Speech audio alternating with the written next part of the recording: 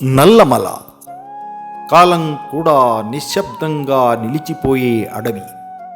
కృష్ణమ్మ ప్రవాహంలో 1000 ఏళ్ల కథలు ప్రవహిస్తున్న వేళ శ్రీశైలం ప్రాచీన మార్గాల వెంట చరిత్ర, భక్తి, విధి ఒకే చోట కలిసిన పవిత్ర భూమి ఇది. ఈ అడవులు మౌన సాక్షులు కావు. భూమికి, ప్రకృతికి వారసులైన చెంచు గిరిజనులు ప్రకృతితో, నదితో, దైవంతో సహజ సమన్వయంలో జీవించిన ప్రజలు. ఆ అడవిదారుల్లో చెంచుగూడెపు వ్యక్తి. ఆ పరుగులో భయం లేదు, ఉత్కంఠ మాత్రమే. ఏదో గొప్ప సందేశాన్ని అతగాడు మోసుకుని వెళ్తున్నాడు. చెంచుగూడెం. డప్పులు మృగుతున్నాయి. దూరంగా గుర్రపు డెక్కల నాదం. కొండల మధ్యగా సింహాసనాధీశ్వర రాజాధిరాజ్ శ్రీమంత్ శ్రీ శ్రీ శ్రీ ఛత్రపతి శివాజీ మహారాజ్. అడవి ప్రజలు ఆయనను తమవాడిగా గుర్తించారు. తేనె, అడవి ఫలాలు, మల్లెల మాలలతో ఆయనకు స్వాగతం పలికారు.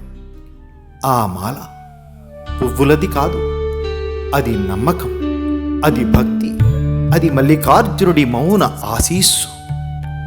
ఆ చిన్నారి చేతుల్లోంచి శివాజీకి చేరింది. శివాజీ స్పృశించాడు. ఆకాశం మబ్బులతో నిండుతోంది. కాలం వెనక్కి జారుతోంది. కైలాసం. తల్లి హృదయ ఆర్తి. పార్వతీమాత కుమారస్వామి గురించి కలతపడింది. అలిగిన కొడుకు గురించి దైవిక ఆందోళన. పరమేశ్వరుడు కుమారుడి జాడ చెప్పడంతో క్రౌంచ పర్వతానికి చేరి కుమారుణ్ణి కలిశారు. తపస్సులో లీనమైన కుమారుడితో పాటు ఈ పవిత్రమైన కొండపైన అలాగే ఉండిపోయారు. శివశక్తుల ఏకత్వం. వియోగం సంకల్పంగా మారింది. ఆ శక్తే ఈ భూమిపై మల్లికార్జునుడిగా, భ్రమరాంబగా, శ్రీశైలంగా అవతరించింది. అదే శక్తి ఇప్పుడు శివాజీ మనస్సులో స్పందిస్తోంది. కృష్ణమ్మలో పవిత్ర స్నానం, సూర్యునికి అర్ఘ్యం, నీరు, అగ్ని, ఆకాశం, మనస్సు అన్నీ ఒక్క ధ్యానంగా మారాయి. రావణవధకు ముందు రాముడు ఆదిత్య హృదయం పఠించినట్లే ధర్మస్థాపనకు ముందు శివాజీ అమ్మ ఆశీస్సులను కోరాడు. ధ్యానం తీవ్రమవుతోంది. ఆధ్యాత్మిక విలువ మనసును ముంచెత్తుతోంది.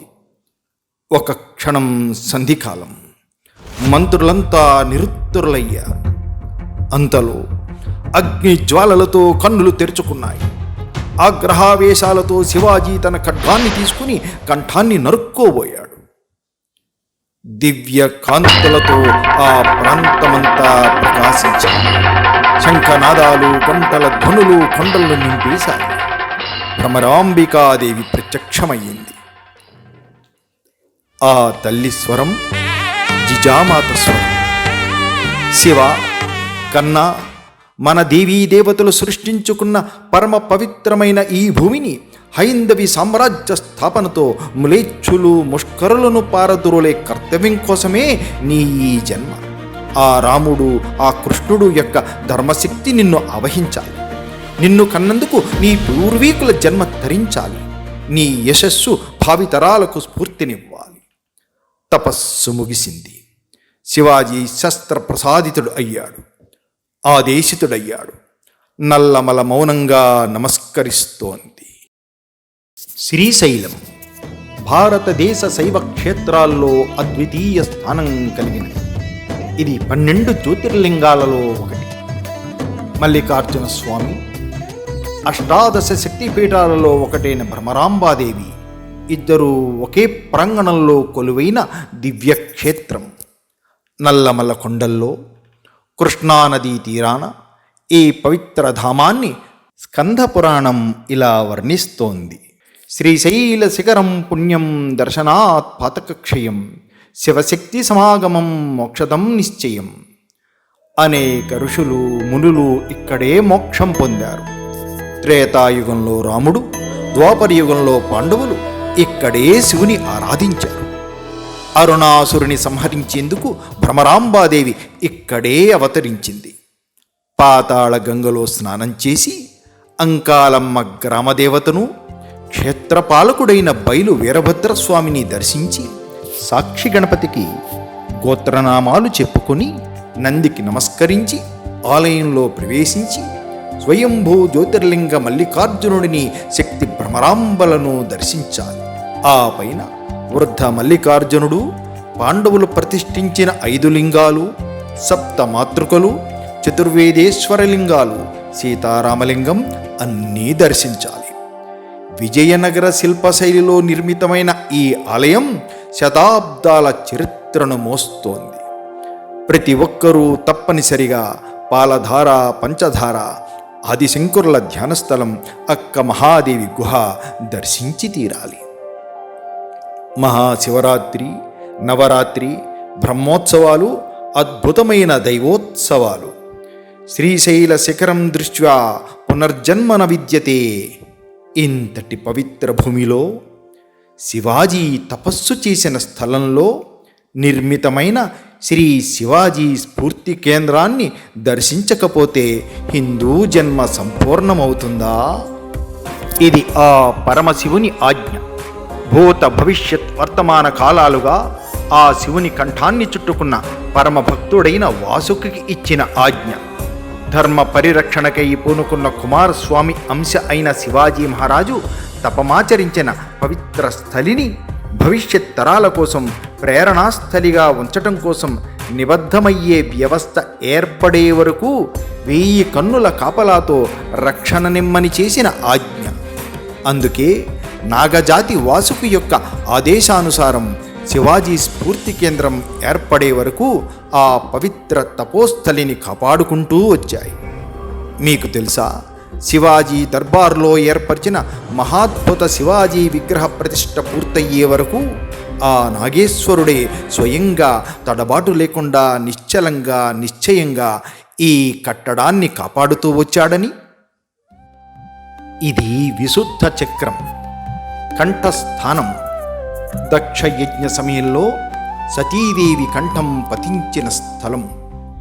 ఇది సమతుల్యమైతే హృదయం, బుద్ధి సమన్వయం కలుగుతుంది. ఆ పరమ విశుద్ధ చక్రమే ఈ శ్రీశైల మహాక్షేత్రం. అందుకే భ్రమరాంబాదేవి శివాజీకి ఈ స్థలాన్నే తపస్సుకు ఎంచుకునేలా ప్రేరణ ఇచ్చింది. ఈ స్థలమే ఇప్పుడు శివాజీ ధ్యాన మందిరం. దివ్య మార్గదర్శనం పొందిన శివాజీ తనను తాను ధర్మానికి అంకితం చేసుకున్నాడు. దక్షిణ దిక్కు విజయం వేగం పుంజుకుంది. హిందూ సామ్రాజ్య విత్తనమే వటవృక్షమైపోయింది. హిందూ సామ్రాజ్యంగా ఆశీర్వదించబడిన క్షణం నుంచే కోటలు, రాజ్యాలు 2 వేగంతో శివాజీ గెలుచుకోగలిగాడు. హిందూ అనే పదం మంత్రంలా మారిపోయింది. ప్రతిరోజు శివాజీ కృష్ణానదిలో స్నానం చేసి, మల్లికార్జునునికి అభిషేకం చేసి, భ్రమరాంబను దర్శించి ఆలయం నుండి 340 మీటర్ల ఉత్తరంగా ఇక్కడే ధ్యానం చేసేవాడు. అడవివాసులను శివాజీ ఎప్పుడూ కుటుంబంలాగే చూశాడు. కొంకణంలో మావళాలు గూఢచర్యం అందించినట్టే దక్షిణ అడవుల్లో చెంచులు మార్గదర్శకులయ్యారు. దక్షిణ దిగ్విజయ యాత్రలో వారే మార్గాలు చూపారు, భక్తితో సేవించుకున్నారు. అందుకే శివాజీ, చెంచులు ఈ శివాజీ స్ఫూర్తి కేంద్రం ఎప్పటికీ వేరు చేయలేనివి. 1974లో శివాజీ పట్టాభిషేక త్రిశతాబ్ది సందర్భంగా శ్రీ మోరోపంత్ పింగళే, శ్రీ వడ్లమూడి రామ్మోహన్ రావు శ్రీశైలాన్ని సందర్శించారు. తపస్సు స్థలం శిథిలావస్థలో ఉండడాన్ని చూసి స్మారక నిర్మాణానికి సంకల్పించారు. 1983లో భూమి పూజ జరిగింది. చరిత్రకారులు, శిల్పులు, సాధువులు ఒక్కటై శ్రీ శివాజీ స్ఫూర్తి కేంద్రాన్ని నిర్మించారు. 10,000 చదరపు అడుగుల విస్తీర్ణంలో శివాజీ శౌర్యం, భక్తి, పరిపాలనకు స్మారకంగా ఇది నిలుస్తోంది. మొదటి కార్యదర్శి శ్రీ పద్మనాభాచార్యులు. ప్రస్తుతం శ్రీ సోమయాజుల నాగేశ్వరరావు పర్యవేక్షణ చేస్తున్నారు. ఇది కేవలం స్మారకం కాదు, ఇది ఒక ఆధ్యాత్మిక విశ్వవిద్యాలయం. ప్రతి విగ్రహం, దర్బార్ హాలు, ధ్యాన మందిరం శివాజీ యొక్క విలువలను ప్రతిబింబిస్తున్నాయి. శివాజీ కరుణ, సమానత్వంతో ప్రేరణ పొంది ఈ స్ఫూర్తి కేంద్రం చెంచు తెగలకు విద్య, వైద్య సేవలు అందిస్తోంది. శ్రీ శివాజీ గెస్ట్ హౌస్ యాత్రికులకు వసతి, అన్న ప్రసాదాన్ని అందిస్తోంది. ప్రతిరోజు శివాభిషేకం, భవానీ అర్చన, భగవద్ధ్వజ పూజ, శివాజీ హారతి, ఉదయం సాయంత్రం భజనలు. దర్బార్ హాల్లో క్యూఆర్ కోడ్ల ద్వారా 3D చరిత్ర ప్రదర్శనలు, మరాఠా చరిత్ర పరిశోధన కేంద్రం కూడా ఉంది. ఈ కేంద్రం శివాజీ వారసత్వాన్ని తరతరాలకు జీవింపజేస్తోంది. శివాజీ యొక్క ఆత్మ మనలో అగ్నిగుండంలా మండాలి.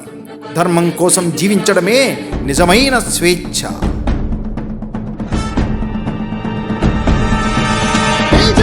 अंश पर कंस पर धूमलिच्छ वंश पर शेर शिवराज